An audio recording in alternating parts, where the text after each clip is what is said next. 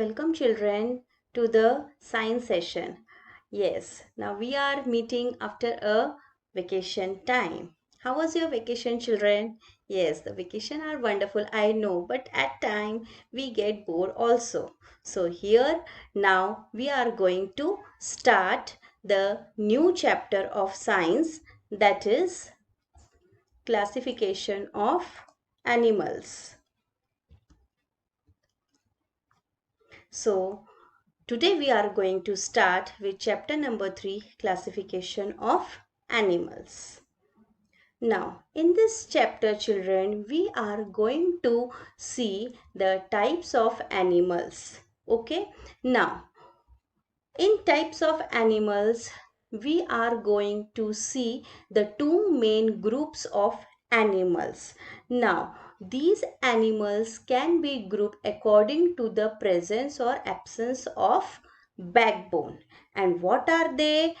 And what are the example of this? We are going to see in this chapter. So, first we will start with types of animals. Animals can be grouped on the basis of presence or absence of backbone. Now, see children here. Now, presence or absence of backbone means there are two groups of animals, two main groups of animals in which the backbone is present. The first group where the backbone is present and the another group where the backbone is not present. So, we will see one by one each group. I am going to explain now the groups and the examples of the animals which are there in these groups. Okay, so First group is invertebrates. Now what are invertebrates children? Animals that do not have a backbone are called invertebrates. Invertebrates, listen children, now here vertebrates, it is related with bones. Okay, vertebrates means bones. So the animals which do not have backbone, that is called as invertebrates. Okay, that means they do not have backbone. Now what are the example over here? Cockroach, ant, snail and slug are invertebrates. That means this cockroach, ant, snail and slug, they do not have backbone. So here are few pictures where you can see that they do not have any backbone. So they are called as invertebrates. Now what are the characteristic we will see? Okay, now here I have given a picture of a cockroach. Okay, we have to study the figure, the explanation, the diagram of cockroach, in which we are going to study each and every part of cockroach. Okay, now most of the insects bodies are divided into head, thorax. Now what is thorax children? The middle portion, this middle portion. Okay, and abdomen.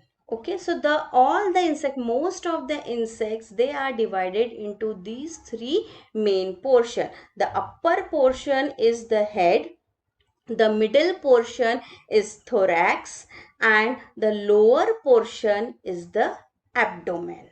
So these are the new terms, the thorax, abdomen, these are new terms for you. So please listen carefully. Again, I am repeating here.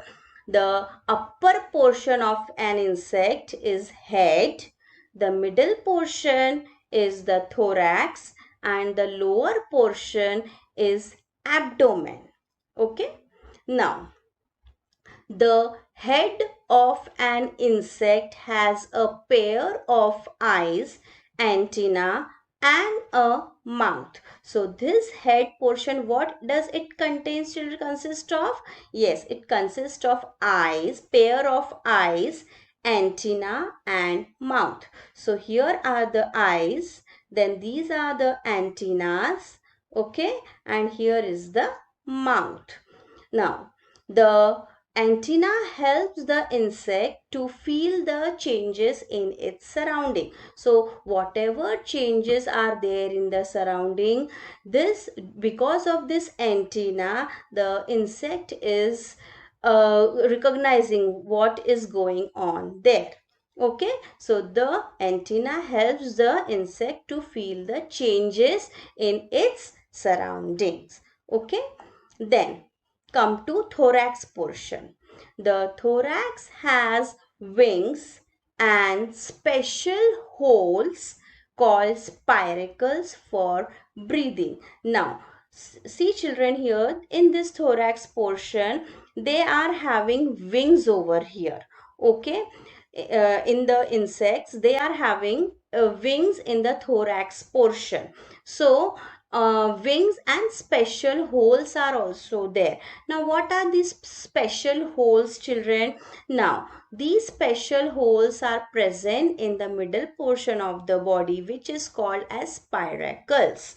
Now, these spiracles are used for breathing. Breathing means to take in oxygen and give out carbon dioxide. So this exchange of gases is done through the spiracles. That's why it is written spiracles are used for breathing. So understood children? This middle portion, which is called as thorax, they are having wings and special holes called spiracles.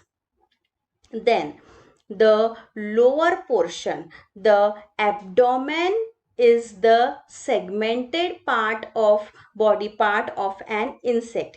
Now, what is segmented? Here we can see, you are not able to see in this figure, but there are minute lines that is called as segment. The body is again divided into subparts, which is called as segment. So segmented body part of an insect. So this abdomen part is having many segments. Okay, so again, the head, the uppermost portion is the head, the middle portion is thorax, and the lower portion is abdomen. Head, it consists of pair of eyes, mouth and antennas. The mouth is used to eat, eyes are used to see, and this antenna is used to feel the changes around changes in its surrounding. The middle portion, thorax, it is having special holes called as spiracles for breathing, and it is also having the wings. And this abdomen, the lower portion, which is segmented into different parts. Okay, so this body lower part is segmented body part of an insect.